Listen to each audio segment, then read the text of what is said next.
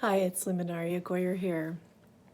Welcome, beloveds. I just wanted to create a little connection between us and speak to a few things that have been on my mind, some desires that I have for us to be holding as a collective, and some tools that I would like to encourage you to utilize. So, first off, just really wanting to acknowledge that things can feel a little intense right now with this COVID-19 virus sort of looming in our field, and perhaps some of you are being directly impacted by it.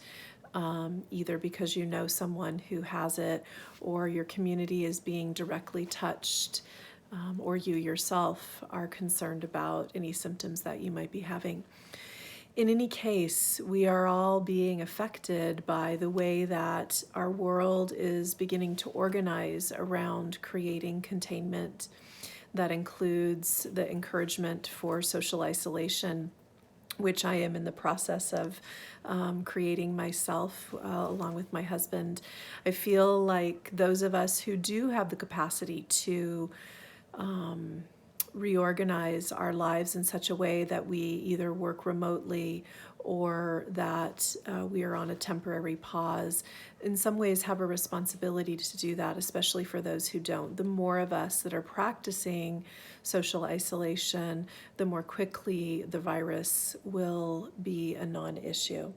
And so with love and care and total respect for your free will and choice, I encourage you to very seriously, if you haven't already, think about how to begin to organize your life so that you can create more ease in the system. So we are a connected species, and this virus is letting us know that we touch each other even when we don't know we're touching each other, that we affect each other even when we don't know we're affecting each other.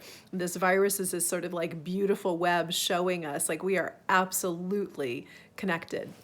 And so in that vein, how do we do our part, not just from the perspective of what might be considered the more physical ways that we are supporting hopeful resolution on a more quick scale with less injury, illness, and death.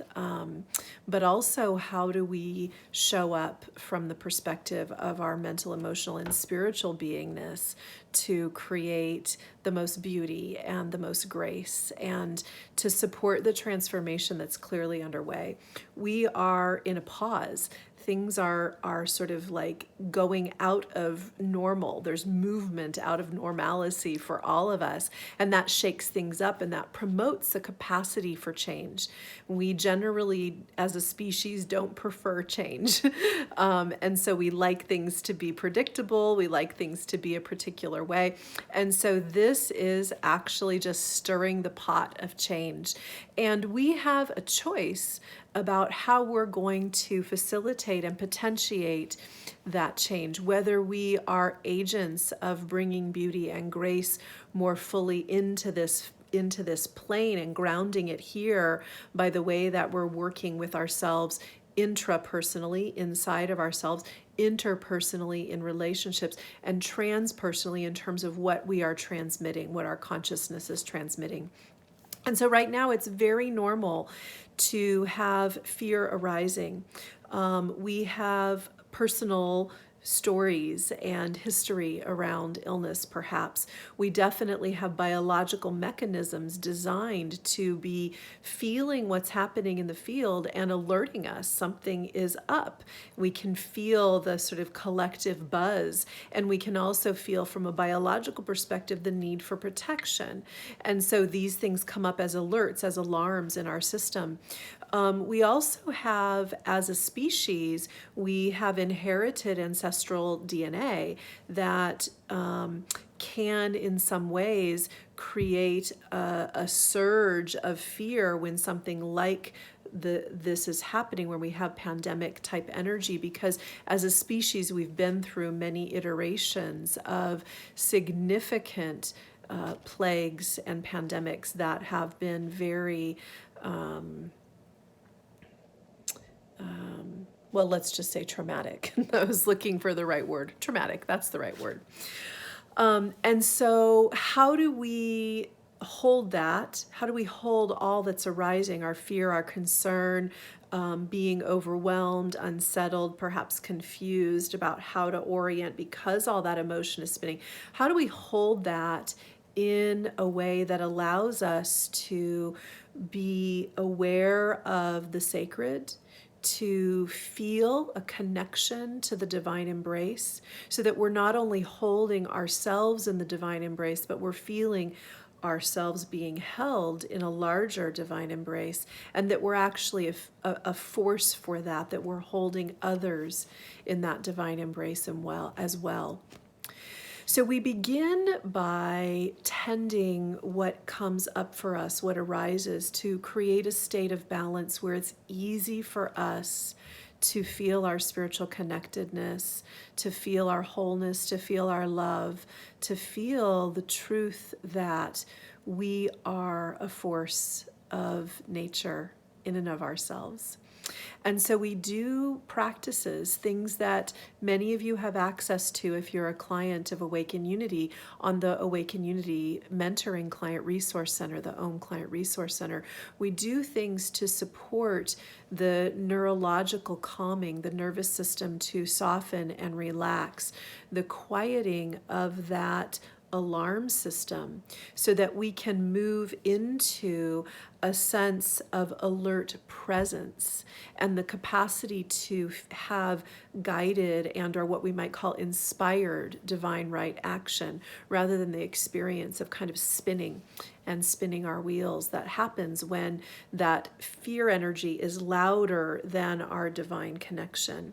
It's normal to have those things. Again, we're not saying that we shouldn't be at all afraid. It's just that when it arises, we want it to be held in our larger awareness of the fullness of who we are. We want to be feeling connected to our eternal nature as we're working here in this very third dimension with these bodies that were designed to protect. It's in our neurology to protect these bodies. And so when there's a potential threat, the neurology alerts us, and that's simply normal. And so what we do is we acknowledge that and we bring support to that so that we can really be centered, really be balanced. And again, like I said, be a force of inspired divine right action and alert presence. So I want to create a series of videos in support of that. And I'm going to cut this one a little short so that we can have it in little sound bites. It feels manageable. I just wanted to lay out the concept here and give you a sense of what's coming next. So first of all, I want to let you know that I'm going to teach you in the next couple of videos a few things to do. Some of you may know these techniques already, but I'm going to sort of give them the flavor that will facilitate our transformation around this particular issue. I'm also going to offer a transformational sacred geometric light emanation to facilitate your healing and wholeness, and I'll explain what that is if that sounds like gobbledygook to you on the video for that. And in addition to all of this, I want to invite you to a free meditation that I'll hold tomorrow, Monday, from 6:30 Pacific to 7:15 Pacific, an opportunity to gather and to engage in transformational meditation together and create a prayer field that we can emanate out so that those who can't be directly with us but whom we are connected with can feel the nurturance and support of the energy that we co-create together and of the potency that we generate within ourselves.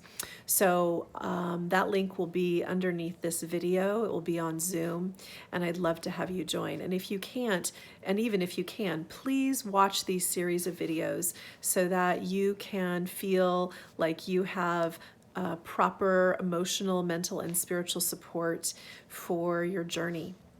Also beneath this video, I'm going to give some links to places where you can find some guidance around how to support your immune system right now. So some pragmatic physical supports. I know many of you are very skilled at that already and have your own sense of how you're handling that. So I'm not saying that this is the way, it's just one powerful way that I would like to share with you. So there'll be some links under this video is what I'm saying, in addition to some information. So please check that out and know that I am holding each of you in the field of love and grace, and that we are going to move through this in a powerful way.